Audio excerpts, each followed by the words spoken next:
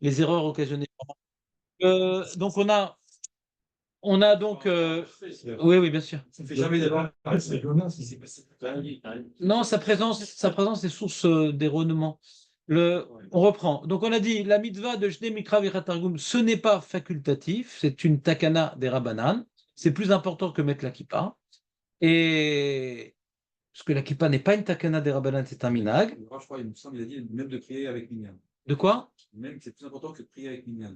Oui, oui, Ça a choqué. oui, vadaï. Se prier avec minyan, on a vu que c'est une marloquette. Est-ce que c'est Lechatrila ou c'est mitzvah minamoufra, etc. Ouais. Parce que Ishtadel, parce qu'il y a écrit dans le Ishtadel, Adam il palel imatzibli. Alors que Chayav, les croches, les mikra vechatarim. Chayav. C'est une takana de Rabbanan. Et c'est une takana, non seulement c'est un devoir, mais en plus ça porte la Rechut Yamim. D'accord? Et en plus, il y a une logique très forte de le faire, puisque ma pitam, on étudie, on ne connaît pas la Torah. C'est un truc affreux de ne pas connaître la Torah. Moi, à chaque fois qu'on me rapporte un passou que je ne connais pas, je me sens vraiment très mal à l'aise quand on a reçu ça. On fête d'avoir reçu la Torah, Simchat Torah, on prie tous les matins la chance d'avoir reçu la Torah et on ne la connaît pas.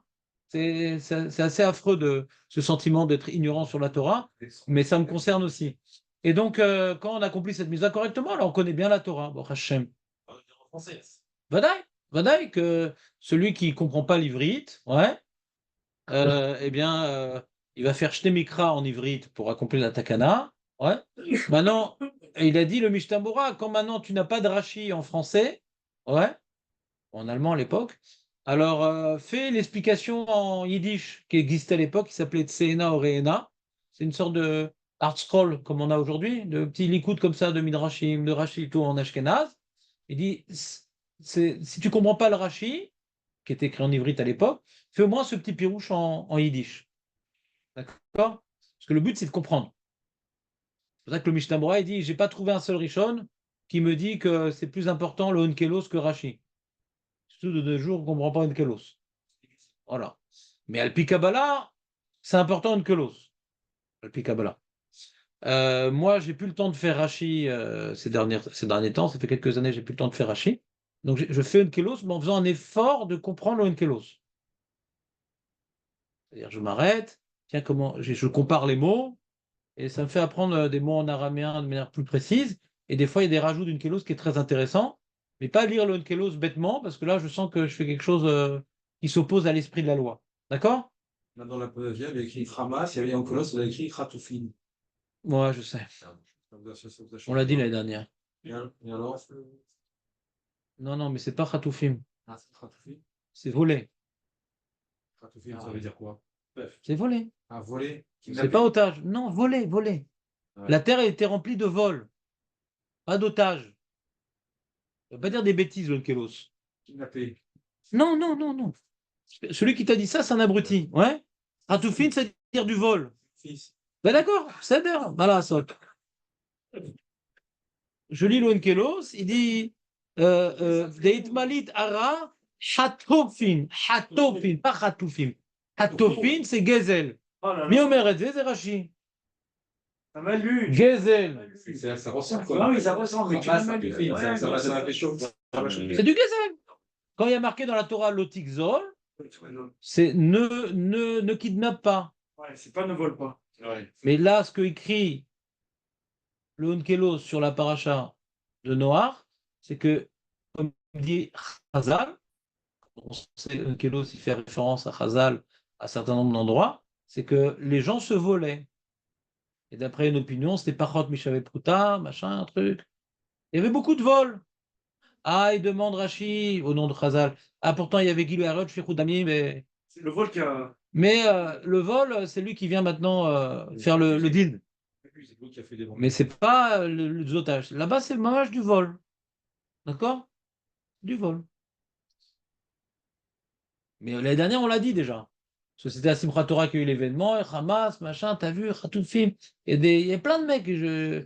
Mes enfants me montrent des fois des petits clips complètement débiles où ils font un rapport avec l'événement et l'Haftara. Ils tordent l'Haftara pour faire un lien avec le truc. J'aime pas, on n'est pas des chrétiens. On va pas tordre les choses pour dire, t'as vu, on le savait après coup. T'as vu, on le savait après coup. Ça, c'est insupportable. Ça me saoule, ce truc-là, ça me saoule. Ce que j'ai entendu encore dernièrement, ouais, un mec, On m'a montré un mec, il a parlé de l'Haftara de Sukkot, Gog ou Magog. que non, il y avait des Tritsim et Tsafon, que Gog ou Magog, ouais. Il y a des flèches qui viennent du Tsafon. Et dit quoi? C'est Gog ou Magog? Gog, ça vient du mot démagogue. Et c'est aujourd'hui. Je dis, mais il est débile, le mec. Démagogue, c'est un mot en grec. Le Navi, à l'époque où il a écrit Gog ou Magog, c'est le nom d'un peuple, d'accord? Ouais. Maintenant, il fait référence au grec. Je ne suis même pas sûr qu'il existait déjà, ce Lachon-là en grec. C'est un démagogue, le mec, qui fait ce pchat-là. Après, on ne peut plus critiquer les chrétiens quand on manque de rigueur intellectuelle. On dit ce qu'on veut et on interprète comme veut. Laissez-moi la possibilité de critiquer les chrétiens. Ouais. On va pas faire comme eux. Tout interpréter pour arriver à la réponse qui nous intéresse. Voilà. Donc, on est dans ce Nemikra Vera Targum. Donc, on est dit repas, c'est repas du matin. C'est bien. Ensuite, d'après le Mishnah Berurah, on peut commencer Shte Mikra Vera Targum après Mincha, après l'heure de Mincha. Après Mincha Gedola, on peut déjà commencer la paracha de la semaine à venir. Mais c'est pas machma comme ça dans le Shulchan Aruch, parce que le Shulchan Aruch, il te dit, euh, une seconde, Zig dans la misva, une seconde, c'est Zig. une seconde. Il y a marqué Shulchan Aruch. Quand j'ai dit Shulchan Aruch, ça doit être écrit normalement. C'est encore un coup de Marco. Attends. Veim Lamad. Ah, voilà. Shulchan Aruch. Miyom Rishon Vela Chashuv Im Hatzibur. Donc c'est pas comme le Mishnah Berurah. Miyom Rishon Ve'elar, depuis Yom Rishon c'est Matzibur. Donc c'est pas mashma comme le Mishnah Berurah. C'est clair?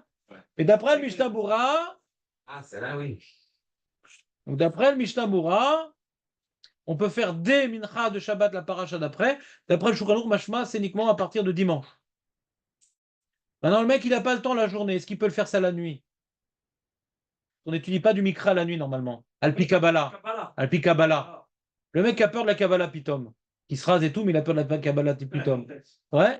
Alors les poskim, ils disent, si tu fais un pasouk avec Rashi, c'est plus une kriya, c'est un limoud. Fais toute la paracha, tu as fait un Rashi, tu es sorti du problème de la Kabbalah. Comme on n'est pas des... Il fait nuit, alors il faut faire comme ça. On peut faire la nuit, Alpi Alacha. Alpi Kabbalah, on dit, on fait pas de Mikra la nuit. Même d'après la Kabbalah, si tu veux t'en sortir, tu fais un Rashi, que tu comprends, bien sûr. Ouais. Et ça enlève déjà ça s'appelle plus une kriya, ça s'appelle un limoud. Et un limoud, c'est permis la nuit.